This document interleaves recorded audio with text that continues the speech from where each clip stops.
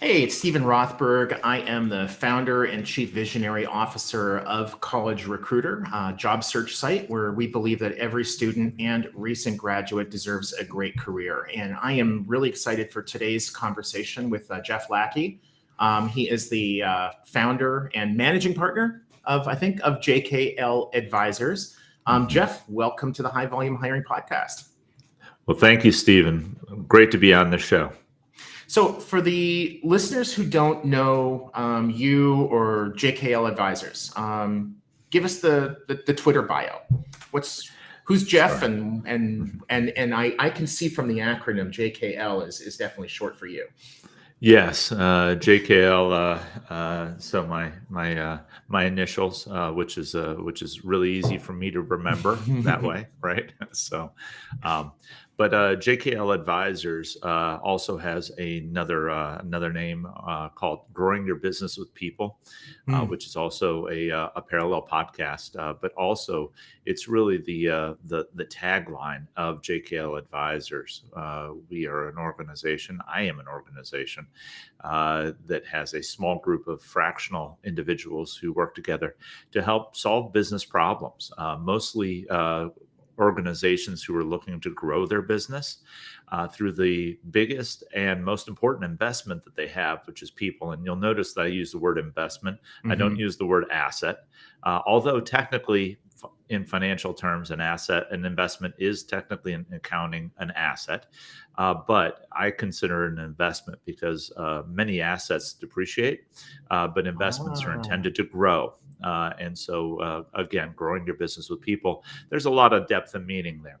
So myself, I've had the pleasure and really the privilege of leading organizations in 8 different industries across 70 different countries to be able to hire over 1 million people across the globe. So I've just had a wonderful time doing that, and I'm had the opportunity to work in anywhere from heavy equipment and power systems to high tech and communications, pharmacy, energy, healthcare. So there are very few industries I haven't touched or had the opportunity to work in. So just excited to be here on the show and be able to share whatever gleanings I've had from my experience. Awesome. Thank you. That is so great. And I love the fact how you emphasize the million people. One of the things that at College Recruiter and other folks that we talk to, vendors, customers, partners, whatever, that those of us who kind of can force ourselves or get ourselves to remember, like daily, maybe multiple times a day, that what we're doing is helping people find new jobs, new careers. And if you can do that for 10 people, that's fantastic. 100,000 people, better. 1 million people. I mean, the way that we touch and have an impact on people's lives, we need to remember that on those difficult days.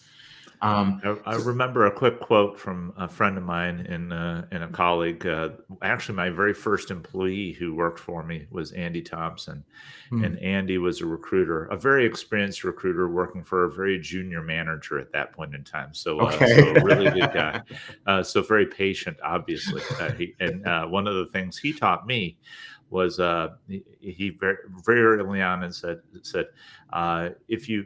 in recruiting, our job is to help people find jobs they love, because if you find a job you love, you'll never work another day in your life.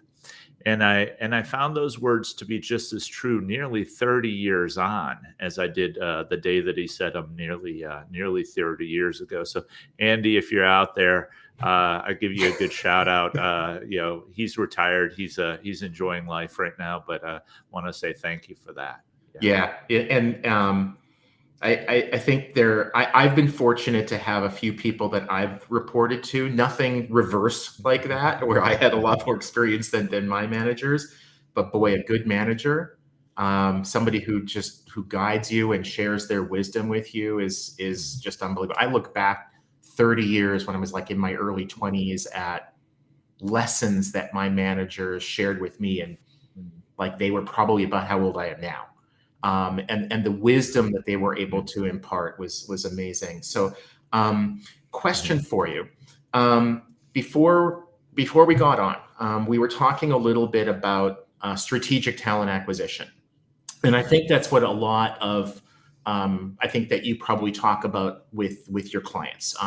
Before we sort of get into the benefits of that, maybe you can help the listeners know with your definition of what strategic talent acquisition is.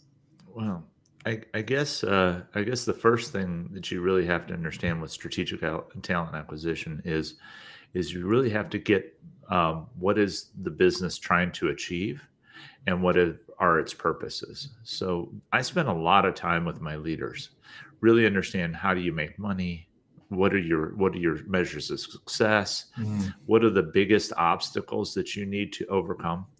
Because unfortunately, sometimes what they did was they tried to package up their problems into TA terms so that they could say, well, I just need to hire 100 people, or I just need to do this, or I just need to do that. And what I found was that actually when you unpack the just needs to, because anytime I hear the word just, it sends like the little hairs in the back of my neck up. And I'm like, okay, there's some stuff to talk about here, right? And say, okay, so let's talk about this. Like what does that mean? Why, and then you've heard the term 5 whys. Ask why 5 times, go deep, get to the root cause, talk to your leaders and really dig in and help me understand that. Why is that? And what you find is that oftentimes the thing that they want is not the thing they're asking for. That's the thing that they are asking for is the thing they think that they can have. And what they actually want is something that you may be able to provide them, but they've never had anybody who could provide that. And so you need to dig in as a strategic talent acquisition leader. Your job is to actually become very curious. There's a term, and forgive me if I use this, but it's actually a Hebrew term, and it's something I've been studying recently. It's called Lev Shomeh.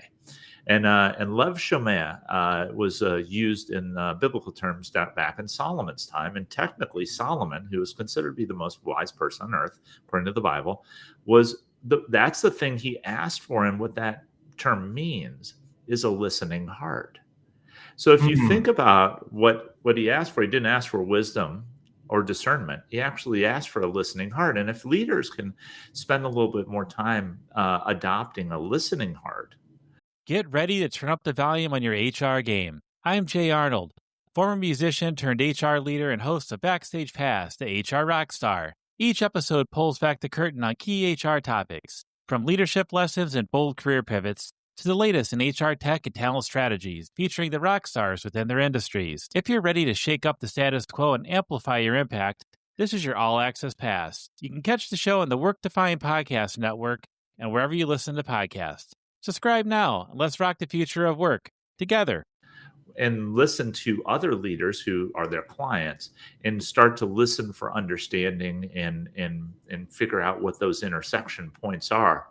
Then what they can do is maybe provide that leader with the thing that they actually need and want, not just the thing that they think that they could actually have because they've had it before. I want 100 recs. Well, tell me about this. Why do you have 100 recs open? Oh, well, we have a real problem with attrition.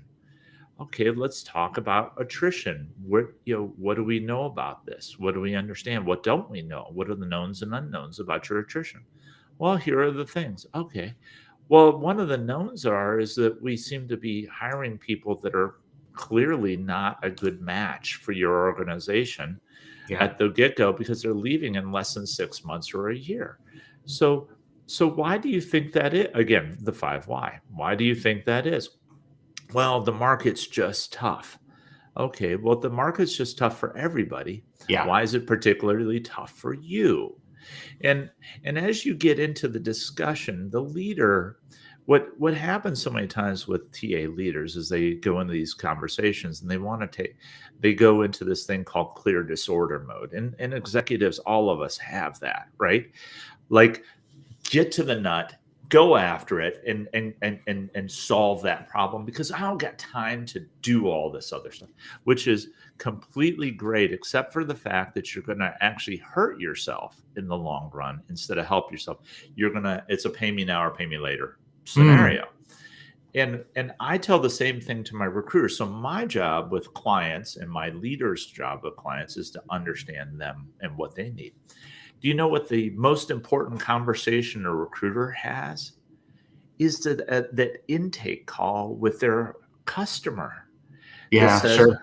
"Oh, The hiring yeah, manager, the right? hiring manager." Yeah. And I say 90% of recs succeed or fail based on the quality of your intake call. And that goes all the way up the chain to the VP, SVP of talent, all the way down to the recruiter coordinators. And because if they all reflect that listening heart, where they're listening and understanding, comprehending, integrating, what they're more likely to do is create a more holistic and more sustainable solution that will be helpful. And then it creates other things. So one of the examples that we had was we were in the middle of the pandemic, and our executives said, we have lots of people in other adjoining organizations, companies that are laying off. This is when you were at CVS, correct? This is what at CVS. Yeah. This is when I was VP of TA at CVS. Yeah. And they said, we're laying off people. We're seeing people getting laid off and furloughed by the millions, right? Hotels, theme parks, restaurants, airport, airlines, everybody that is a consumer based. Right.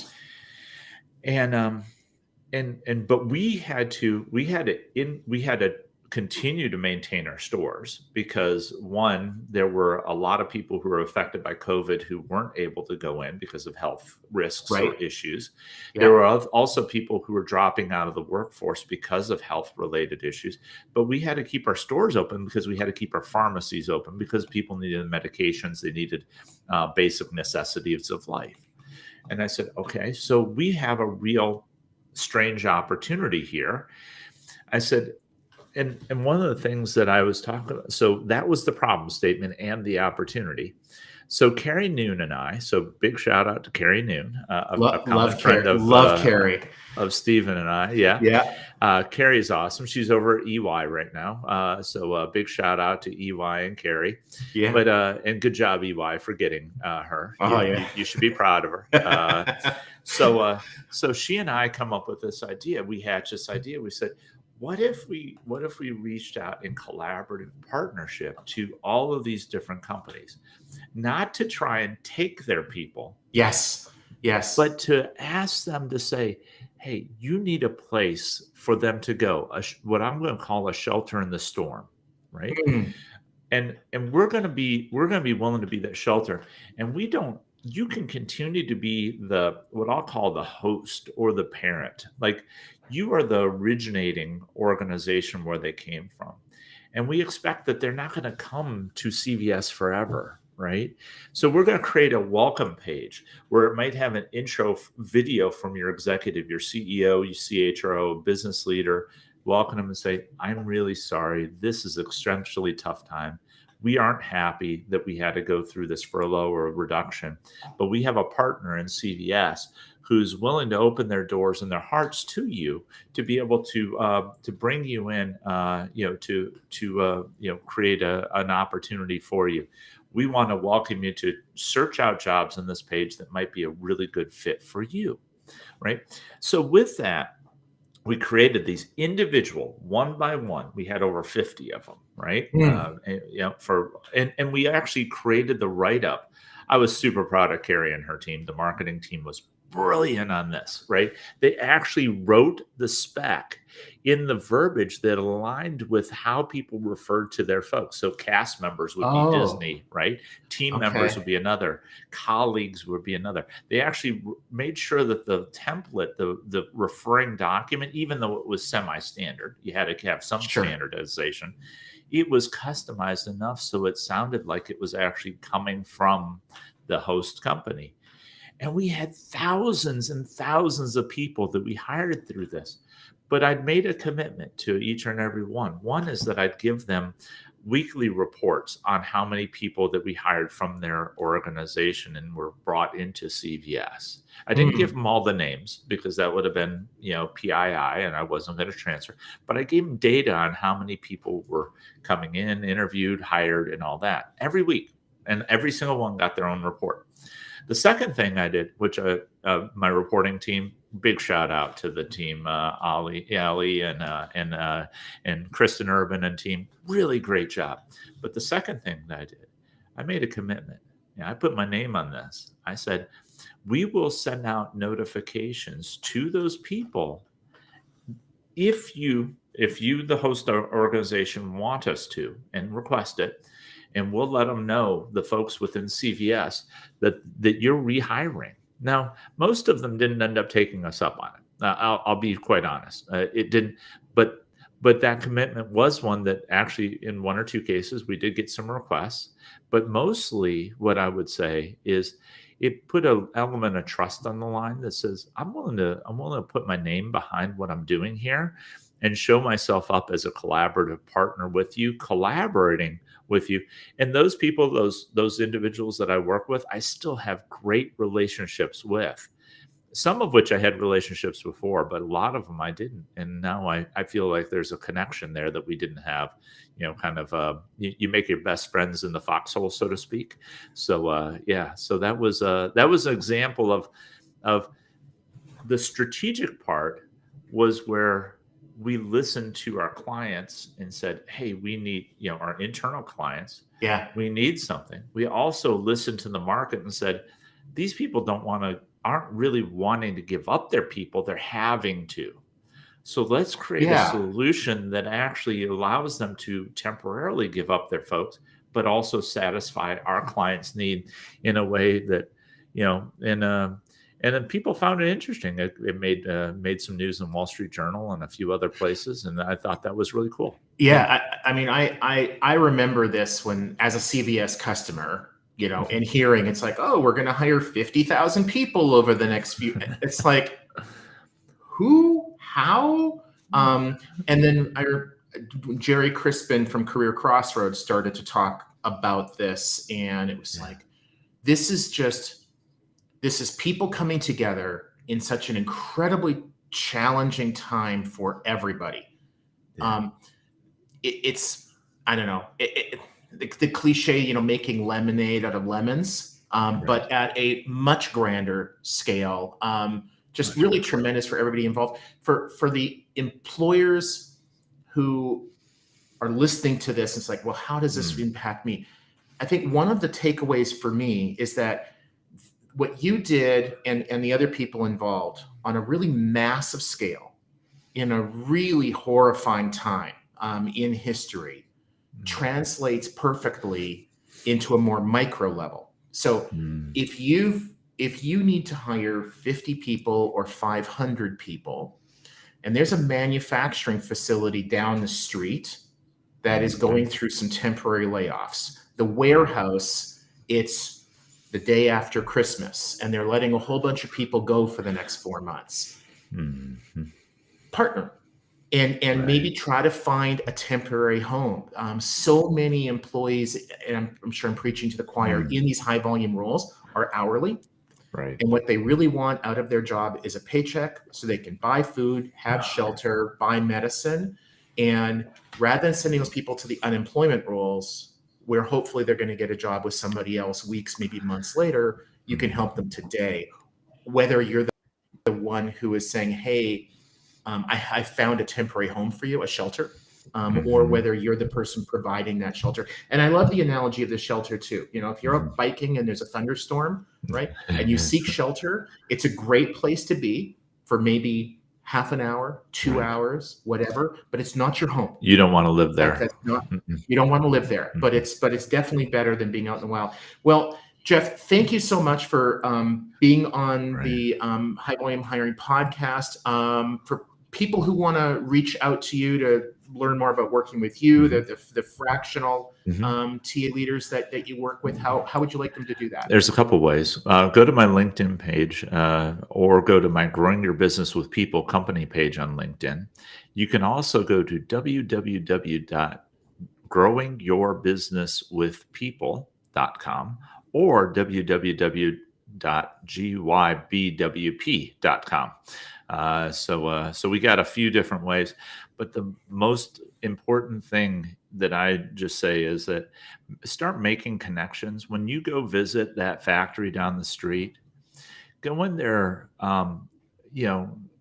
with a little bit of empathy about what they're going through, and don't just go in there with a heavy hand. I went in there knowing that I met with those people at a place, knowing that I've been on the other side of laying folks off.